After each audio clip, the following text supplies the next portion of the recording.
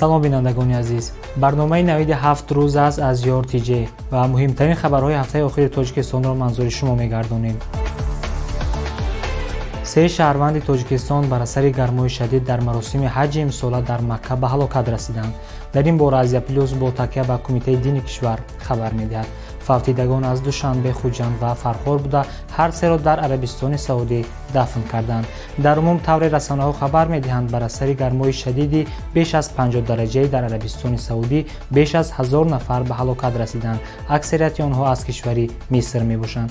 Аз Кумитаи дин ба Yortj хабар доданд ки имсол Арабистони Саудӣ барои Тоҷикистон дар мавсими ҳаҷ 7000 квота ҷудо карда буд, вале танҳо ҳудуди 6000 нафар аз Тоҷикистон ба ҳаҷ рафтанд.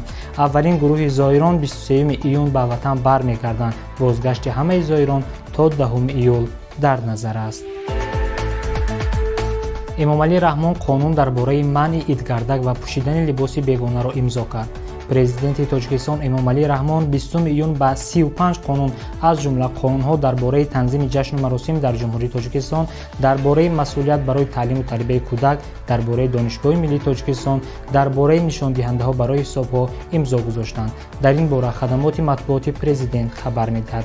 тағйироту иловаҳои қабулшуда ба қонунҳои дахлдор аз ҷумла манъи пӯшидани либосҳои ба фарҳанги миллии тоҷикон бегона ва идгардаки кӯдаконро дар идҳои Рамазон ва Қурбон пешбинӣ мекунад. қонунҳои имзошуда пас аз интишори онҳо дар матбуоти расмӣ эътибор пайдо мекунанд. Радиои Озодӣ хабар медиҳад ки Ҳамроҳхон Зарифи собиқ вазири корҳои хориҷии Тоҷикистон боздошт шудааст.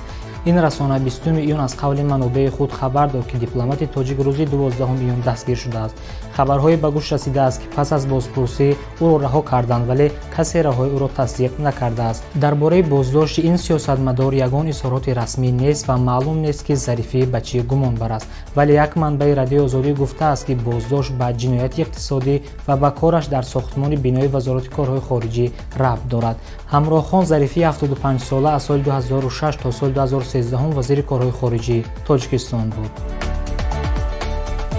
раёсати Вазорати корҳои дохилӣ дар шаҳри Душанбе навори видеоӣ бо иштироки 3 ҷавонро нашр кард ки қаблан бо гумони қаллобӣ бо истифода аз зангҳои телефонӣ боздошт шуда буданд.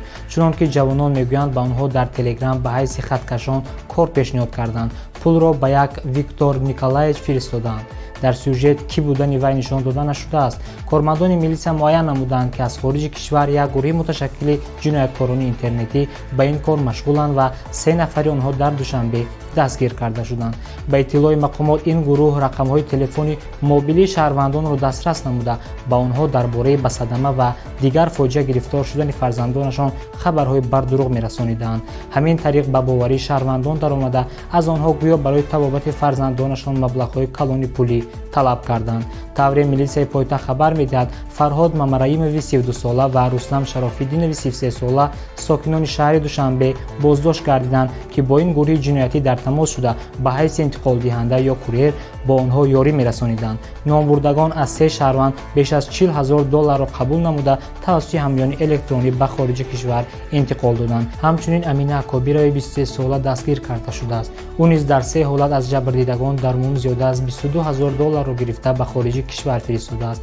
раёсати Вазорати корҳои дохилӣ дар шаҳри Душанбе шаҳрвандонро огоҳ месозад ки ба ҳар гуна зангҳои афроди ношинос ва хабарҳои бардуруғ онҳо бовар накунанд. агар бо чунин шакл мавриди фиреби ин гурӯҳи муташаккили ҷиноятӣ қарор гирифтанд, ба мақомоти милитсия муроҷиат намоянд.